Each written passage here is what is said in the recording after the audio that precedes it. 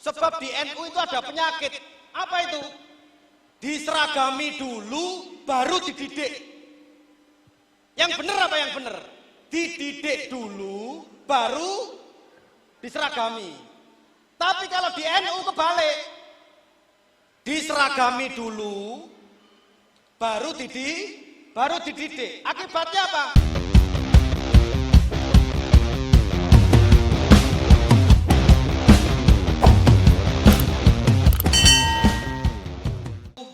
Kerakyatan yang dipimpin oleh hikmat kebijaksanaan dalam permusyawaratan perwakilan.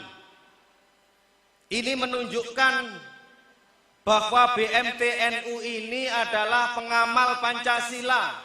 Kalau ada masalah dibicarakan dalam rapat. Kalau ada persoalan dibicarakan dalam rapat. Sekalipun anggotanya 200.000, tapi yang hadir cukup perwakilan. Maka saya mau ngecek apa benar anggota BMT NU ini orang NU.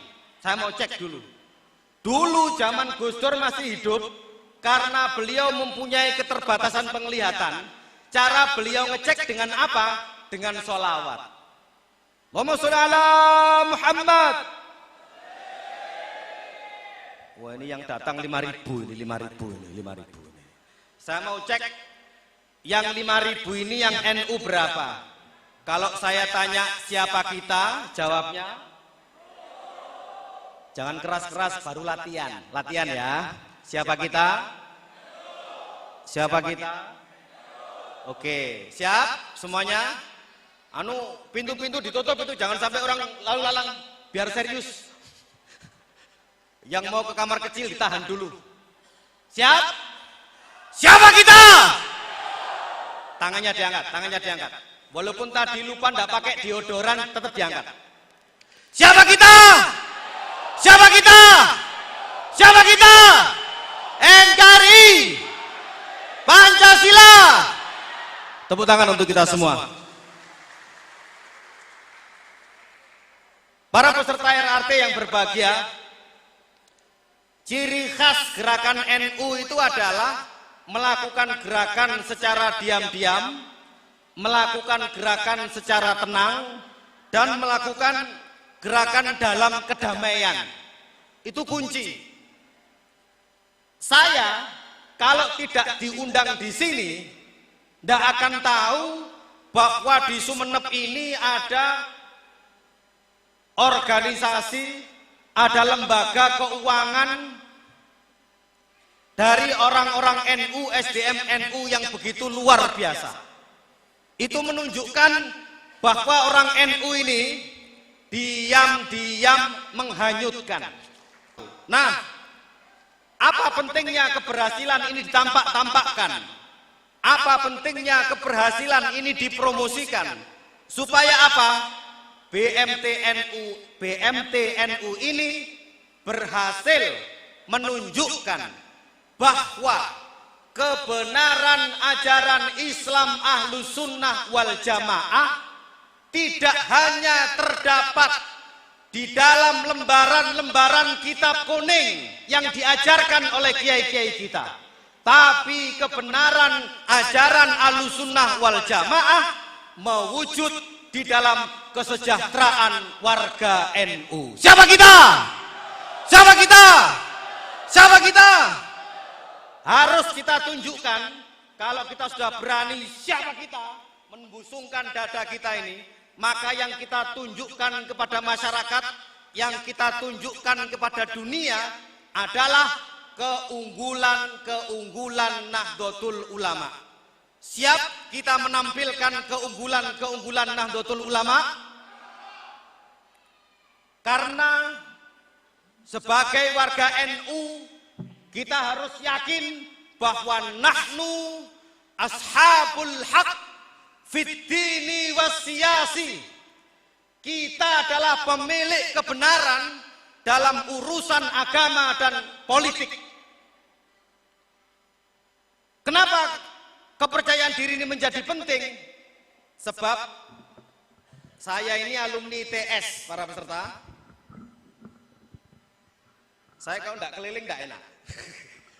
Saya ini alumni perguruan tinggi negeri. Saya ketemu dengan teman-teman saya yang enggak pernah ngaji, enggak pernah mondok. Saya ketemu dengan teman-teman saya yang enggak pernah ngaji, enggak pernah mondok. Kemudian sekarang hijrah. Sekarang hijrah. Yang asalnya manajer bank resign karena kepingin hijrah. Yang asalnya supervisor perusahaan terkenal resign karena hijrah. Sempat saya tanya salah satu teman saya itu, apa rencanamu kalau kamu hijrah sebagai manajer menjadi orang yang tidak mempunyai pekerjaan? Bagaimana caramu menghidupi anak istrimu? Sebelum itu saya tanya, kenapa kamu keluar dari bank?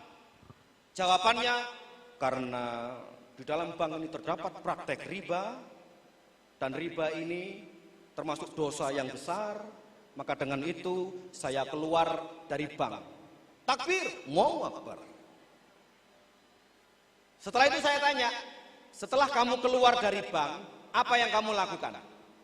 Saya akan jualan, membuat toko kelontong di rumah. Sekalipun sedikit hasilnya, saya tahu, tapi saya yakin bahwa yang saya dapatkan nanti halal. Baik, pertanyaan saya, dari mana kamu dapat modal untuk bikin toko kelontong? Jawabannya santai, dari pesangon bank tempat saya bekerja. Itu kalau sama santri ditertawakan apa tidak? Ditertawakan apa tidak? Ditertawakan. Karena pengen mandi tapi menggunakan air kencing. Pengen mandi tapi menggunakan air yang najis. Kalau gajinya bank riba, kalau gajinya bank itu haram, pesangonnya juga haram. Masa gajinya haram, pesangonnya halal? Itu karena apa? Karena ngajinya nggak betul. Paham? Ngajinya nggak betul. Maka kemudian kita ini kadang-kadang juga sempat bertanya-tanya. Ada majelis taklim yang diadakan di perusahaan atau di bank milik negara. Majelis taklim karyawan bank milik negara. Ngundang ustadz. Ustadznya menerangkan bahwa bunga bank itu riba, semua karyawan kalau mau selamat harus resign. Itu yang geblek, yang ngundang apa yang diundang kira-kira? Nah, apa yang terjadi di BMT ini merupakan agregasi positif bagaimana alumni-alumni pondok pesantren yang belajar syariat muamalah di pondok-pondok pesantren kemudian berani tampil mempraktekkan ilmunya di tengah-tengah masyarakat. Siapa kita? Siapa kita? Siapa kita? Dan terbukti, tidak selang berapa lama kemudian lompatannya luar biasa. Dari 400.000 menjadi sekian miliar. Ini adalah hal yang patut kita syukuri dan layak untuk kita pertahankan. Kembali Mas.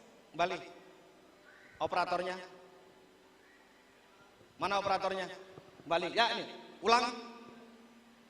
Ya. Sebelum NU berdiri, disampaikan oleh Kiai Jazuli tadi, kiai-kiai membuat yang namanya Syirkah Muawanah. Gerakannya dinamakan Nahdlatul Tujar, kebangkitan saudagar.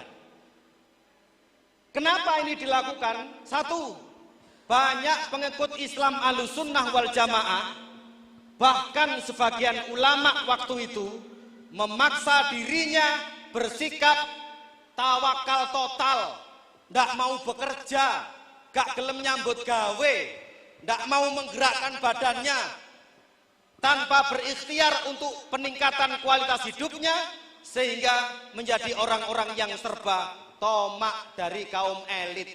Ndak bekerja itu ndak apa-apa, ndak jadi pengurus koperasi juga ndak apa-apa, ndak jadi nasabah BMT juga ndak apa-apa. Tapi tidak boleh tomak, Nanti kalau tetangganya dapat bantuan dari pemerintah, tetangganya bisa umroh tiap tahun, minta disumbang, minta diberi. Karena biasanya gandengannya tomak itu hasut. Tomak kalau belum diberi, kalau tidak diberi jadinya hasut. Itu sudah diungkap oleh Kiai Wahab puluhan tahun yang lalu. Yang kedua, banyak para ulama dan agnia yang tidak memperdulikan tetangga-tetangganya yang lemah agamanya. Jadi lemah yang paling berbahaya itu adalah lemah agama. Ada satu hadis yang sering disetir, kadal fakru ayyakuna kufron. Di sekitar kita, mungkin kita tidak sadar, banyak anak-anak tetangga kita yatim piatu yang mempunyai kecerdasan intelektual diberikan beasiswa oleh kelompok-kelompok yang bukan Ahlussunnah wal Jamaah. Apa akibatnya? Dia ambil beasiswa itu, dia terima tidak hanya uangnya, tapi juga dengan akidahnya. Begitu sudah dewasa, kembali ke rumahnya, kembali ke kampungnya, dia menjadi duri dalam daging, dia menjadi musuh dalam selimut yang memusuhi kiai dan orang tuanya sendiri. Ini adalah hasil dari ketidakpedulian agnia, hasil dari ketidakpedulian para ulama. Yang ketiga, sebagian besar para santri dan kiai hanya mencukupkan pergumulannya terhadap aktivitas tafakuh fiddin dan tidak menghiraukan ilmu-ilmu yang lain. Saya akan coba kupas satu persatu dengan cepat. Satu. Lanjut. Nih, di dalam kitab Hikam, orang tajrid sama orang kasab, orang makom tajrid dengan makom asbab, itu bukan keinginan pribadi, bukan. Itu semua adalah fadl dari Allah Subhanahu wa ta'ala. Tidak ada sekolahnya, tidak ada kuliahnya. Maka tidak bisa kita memantas-mantas diri menjadi orang dengan makom tajrid. Oh, saya tidak perlu bekerja, uang nanti datang sendiri. Oh, saya tidak perlu bekerja, nanti Pak Sekda datang sendiri. Oh, saya tidak perlu bekerja, nanti Pak Bupati datang sendiri. Tidak seperti itu. Makom tajrid ataupun makom asbab semuanya adalah pemberian dari Allah Subhanahu wa ta'ala. Lanjut.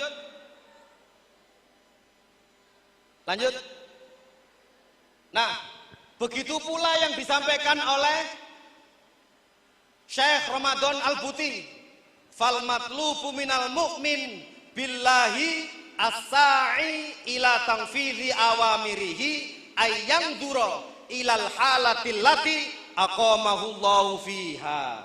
Maka orang seperti Pak Direktur ini tidak boleh hijrah. Orang seperti Pak Direktur ini tidak boleh hijrah.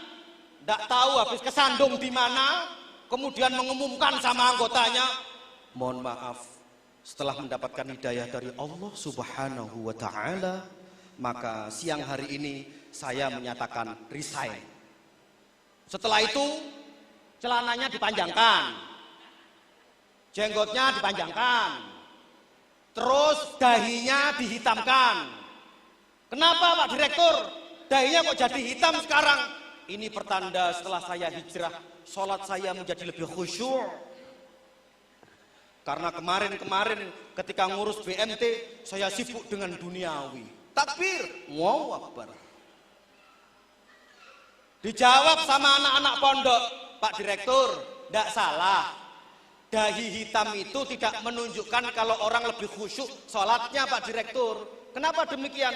Saya punya tetangga Pak Direktur, seluruh tubuh hitam semua. Kalah khusyuk.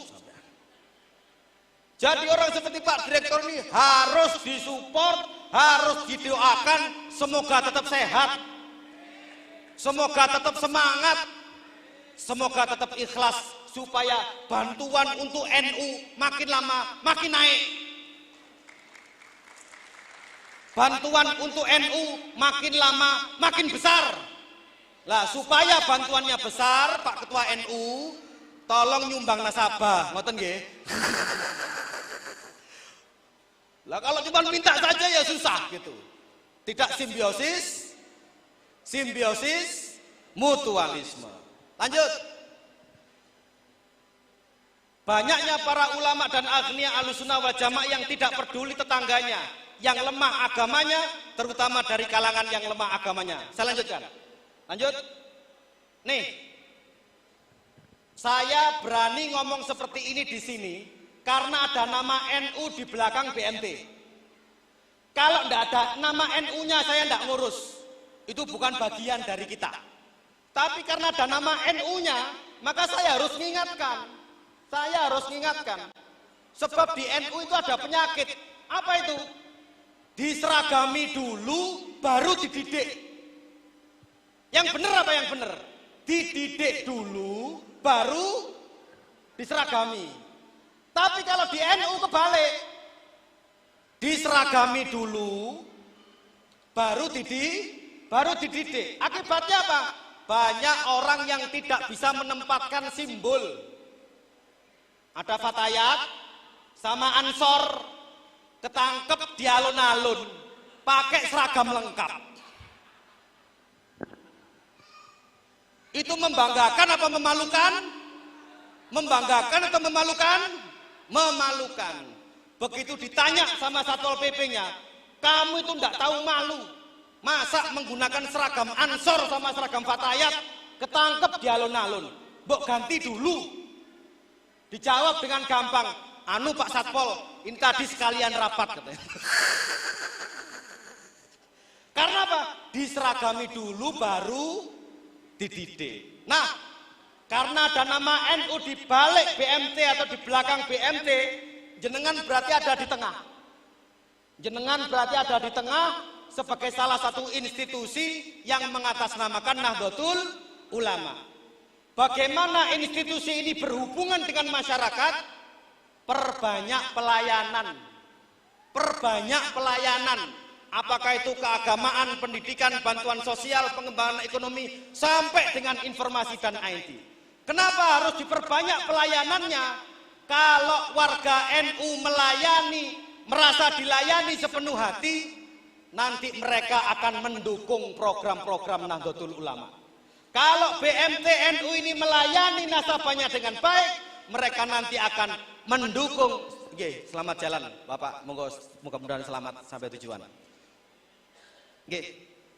Kalau BMT ini melayani nasabahnya dengan baik, maka efek baliknya adalah datangnya kepercayaan dan dukungan dari mereka.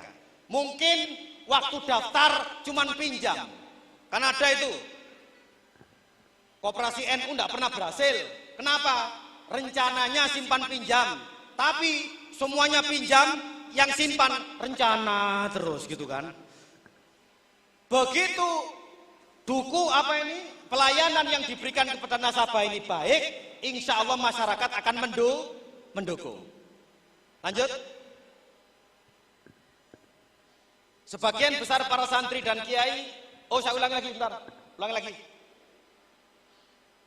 Nah, bagaimana hubungannya lembaga ini dengan pemerintah?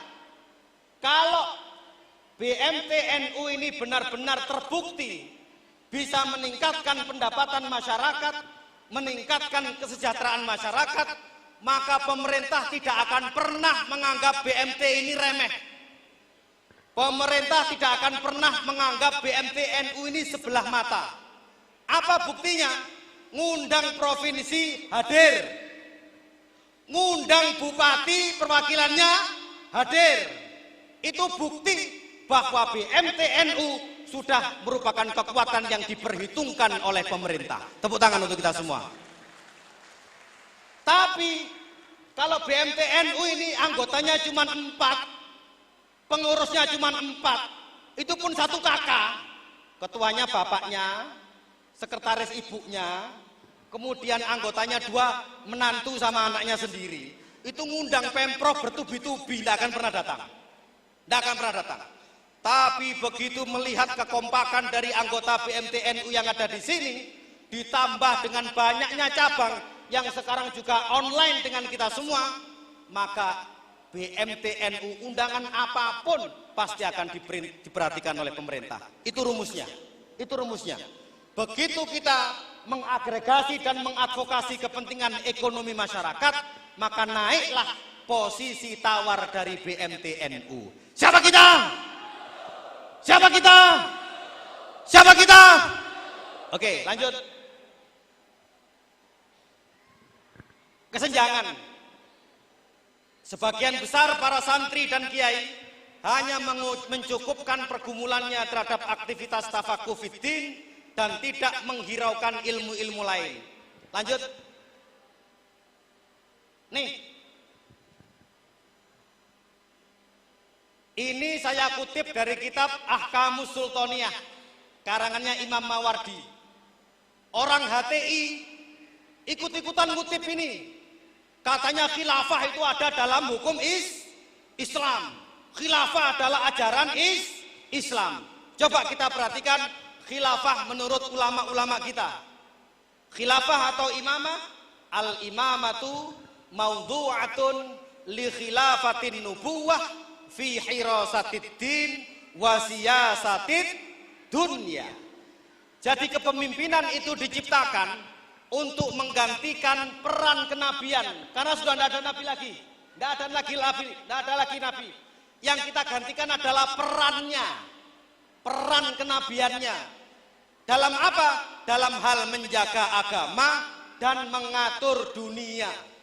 Maka kalau ingin melanjutkan kepemimpinan Islam, dua syarat pokoknya.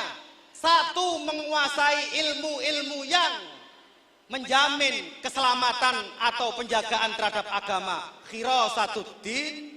Dan yang kedua, harus menguasai ilmu-ilmu yang kaitannya dengan siyasatud dunia.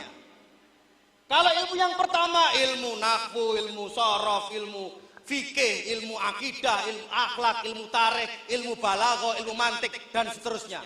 Yang kedua, ilmu keuangan, manajemen, akuntansi, teknik perkapalan, teknik informatika. Dua-duanya ini harus dilakukan. Maka orang yang mempunyai cita-cita pengen jadi khalifah, tapi tidak mempunyai dua perangkat, dua ilmu itu, maka yang terjadi adalah hanya besar di semangat, tapi miskin implementasi.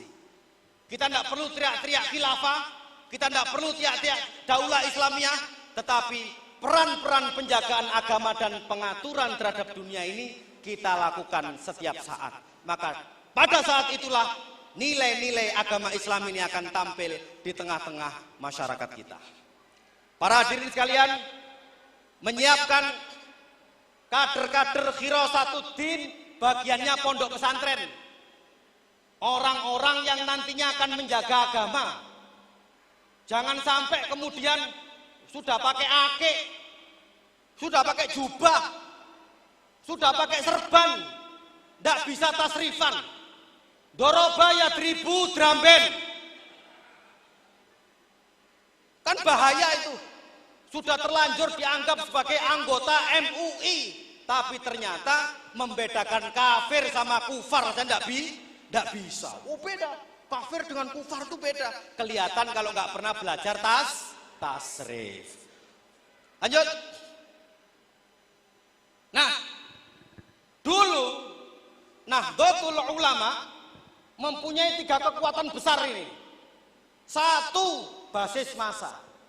Tapi ingat, kalau mereka ini tidak kita openi, tidak kita layani, pendidikan agamanya, pendidikan umumnya, ekonominya, maka perlahan-lahan mereka akan meninggalkan kita. Betul apa betul? Dua, kiai ulama yang alim, abid, dan arif. Zaman makin akhir, mencari kiai yang alim, abid, dan arif makin mudah atau makin susah? Makin susah. Karena yang banyak adalah penceramah, yang banyak adalah mubaligh. Tapi kalau sekelas ulama yang alim, yang abid, yang arif, kita tentu saja bersedih. Hampir setiap hari kita baca grup WA, inna lillahi wa inna ilaihi roji'un. Inna lillahi wa inna ilaihi roji'un. Kiai A meninggal dunia hari ini, Kiai B besoknya lagi Kiai C. Karena itu adalah pertanda Allah mencabut ilmunya. Dengan apa? Dengan mengambil nyawa, mengambil ruh dari para ulama meninggalkan dunia ini. Sehingga tantangan bagi kita selanjutnya adalah menyiapkan ini kader-kader ulama pengganti. Tentu melupakan tanggung jawab kita bersama dengan leading sektornya adalah pondok pesantren. Nah, pesantren menjadi tradisi bermadhab, mempunyai sanad keilmuan yang jelas. Ini adalah kekuatan NU lama. Saya ulangi lagi ya, ini kekuatan NU lama. Bagaimana dengan kekuatan NU yang baru? Kekuatan NU yang baru adalah, lanjut mas. Nih, NU tempat berkumpulnya birokrat-birokrat. Karena ada orang NU yang sudah menjadi bupati, ada orang NU yang menjadi wali kota, ada orang NU yang menjadi gubernur, bahkan pernah ada orang NU yang menjadi Presiden Republik Indonesia. Siapa kita? Siapa kita? Siapa kita? Jadi orang NU tidak boleh minder lagi. Kita ini bisa melakukan segalanya kalau kita mau. Kita dorong anak-anak kita untuk sekolah. Kita dorong anak-anak kita untuk kuliah. Karena ke depan kesempatan itu membentang luas. Mau jadi apa saja orang NU berhasil membuktikannya. Tadi disampaikan bikin koperasi belum sampai puluhan tahun sudah menjadi seperti ini. Tepuk tangan untuk kita semua. Maka orang NU tidak boleh alergi dengan birokrat. Orang NU tidak boleh alergi dengan akademisi. Orang NU tidak boleh alergi dengan profesional. Orang NU tidak boleh alergi dengan politisi. Karena apa? Karena ini adalah kekuatan NU di masa yang akan datang, yang akan menentukan 2026 sebagai An-Nahdhah Ats-Tsaniyah, yaitu kebangkitan NU yang kedua. Saya yakin kebangkitan NU yang kedua itu pasti dengan partisipasi BMT-NU. Saya doakan 2026 BMT-NU turut mendorong kemajuan Nahdlatul Ulama sehingga tercapailah An-Nahdhah Ats-Tsaniyah. Demikian yang bisa kami sampaikan. Terima kasih atas segala perhatian. Mohon maaf atas segala kekurangan. Wallahul muwaffiq ila aqwamit thoriq. Wassalamualaikum warahmatullahi wabarakatuh. Siapa kita? Siapa kita? Siapa kita? NKRI Pancasila. Terima kasih.